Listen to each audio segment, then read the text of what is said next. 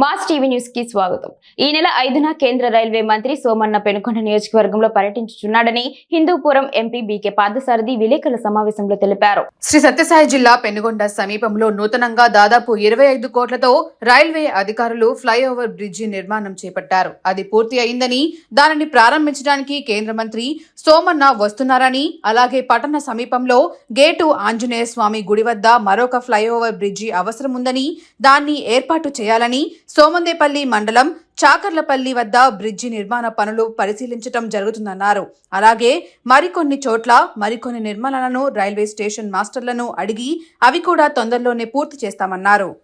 ఈ నెల 5వ తారీఖున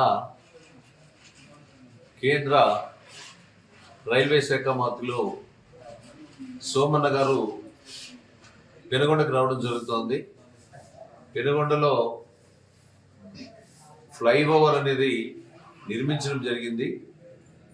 2019లో అది మంజూరై నత్తనడక నడుస్తూ ఇప్పటికి పూర్తి అయినటువంటి సందర్భంలో ఆ బ్రిడ్జికి ఇనాగ్రేషన్ చేసేదానికి సోమన్న గారు రావడం జరుగుతూ ఉంది. అదేవిధంగా మన ప్రాంతంలో 2018-2019లో చాకర్లపల్లి దగ్గర బ్రిడ్జి మంజూరు చేయించాం. కానీ అది అర్ధాంతరంగా ఆగిపోయింది. దానికి కారణం మనందరూ కూడా తెలుసు. అదేవిధంగా స్టేట్ పొజిషన్ అనే ఆపేశారు. అప్పట్లో అది రాలేదు, డబ్బులు రాలేదని. ఆ రోజులో స్టేట్ పొజిషన్ కూడా మొత్తం నేనే మంజూరు చేయించాను. డబ్బులు ఎక్కడ సెంట్రల్ స్టేట్ రెండు కలిసి ఆ రోజు ఆ బ్రిడ్జికి అయ్యేటువంటి మొత్తాన్ని శాంక్షన్ చేయించడం జరిగింది.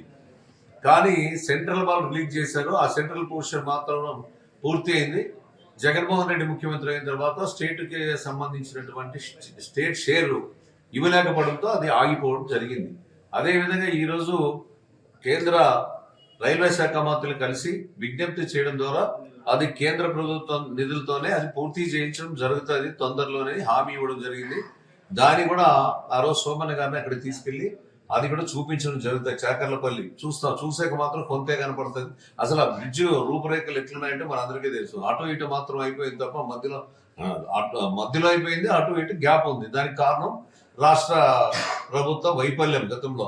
ఇప్పుడు దాని మీద యాక్టివ్గా దాని మీద చేయడం జరిగింది కాబట్టి తొందరలోనే అది కూడా పూర్తి చేయించడం జరుగుతుంది. తర్వాత LC నెంబర్ 85 అంటే మన ఆంజనేయ స్వామి టెంపుల్ దగ్గర కూడా ఒక ఫ్లైఓవర్ అవసరం ఉంది. ఎందుకోసం అంటే ఇప్పుడు ఇక్కడ మాత్రం ఈ ఫ్లైఓవర్ వచ్చేసి అక్కడ ఫ్లైఓవర్ లేకపోతే తర్వాత అది 20 నిమిషాలు 30 నిమిషాలు ఒక్కోసారి ఆగిపోయేదానికి ప్రమాదం ఉంది. దాన్ని కూడా గుర్తించడం జరిగింది. దాన్ని కూడా ఇమ్మీడియట్ గా మంజూరు చేసేదానికి ప్రయత్నాలు జరుగుతూ ఉన్నాయి. ఇది ఒకటి. ఇక మన రైల్వే స్టేషన్ చూస్తే పెనుగొండ రైల్వే స్టేషన్ పురాతనమైనటువంటి రైల్వే స్టేషన్. దానికి కూడా సకల సౌకర్యాలు కల్పించాలి. మోడర్నైజేషన్ ఆఫ్ బిల్డింగ్స్ కానీ, అదేవిధంగా అక్కడ ఏది అడిగారు వాళ్ళు, ఇంకోటి మీటింగ్ హాల్ డిస్ప్లే సంబంధించినటువంటి విషయాలు కూడా రైల్వే వాళ్ళ దృష్టి కూడా తీసుకొచ్చాం. కారణం ఏమంటే డిస్ప్లే లేకపోతే రైళ్లు కూడా చాలా ఆపేదానికి లేదు.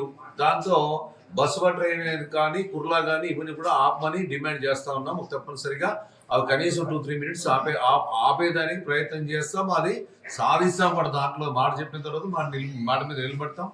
ఇవన్నీ నడుస్తాయి. తర్వాత నాగసముద్రం గేట్ కాడ కూడా అక్కడ కూడా ప్రాబ్లం ఉంది. అది కూడా తొందరలోనే దాన్ని కూడా ఫ్లైఓవర్ను కూడా నిర్మించేదానికి ప్రయత్నాలు కూడా జరుగుతున్నాయి. అదేవిధంగా ఎక్కడైతే ప్రాబ్లమ్స్ ఉన్నాయో మన పార్లమెంట్ నియోజకవర్గంలో అన్ని విషయాలు కూడా స్టేషన్ మాస్టర్స్ ద్వారా కూడా తెలుసుకొని అవన్నీ కూడా తొందరలోనే మోడర్నైజేషన్ అయితేనేమి, ఇంకా ఏమైనా ప్రాబ్లమ్స్ ఉంటే తప్పనిసరిగా ఈ పార్లమెంట్ పరిధిలో ఉన్నటువంటి రైల్వే శాఖకు సంబంధించినటువంటి సమస్యను సత్వరమే పరిష్కారం చేసేదానికి ఒక అవకాశం వచ్చింది. చాలా రోజుల తర్వాత కేంద్ర మంత్రి అనే వాళ్ళు నాకు తెలిసి ఒక 20-25 సంవత్సరాల క్రితం వచ్చారో లేదో తెలియదు. కానీ ఈ ప్రాంతానికి ఇప్పుడు మన పార్లమెంట్ పరిధిలోకి వస్తున్నాడు. ఆయన స్వాగతిస్తున్నాం. అదే విధంగా సమస్యలు కూడా ఆయన దృష్టికి తీసుకుని వెళ్ళి ఆ సమస్యల పరిష్కారానికి నా వంతు సహాయ సహకారాలు అందిస్తాను. అది విషయం.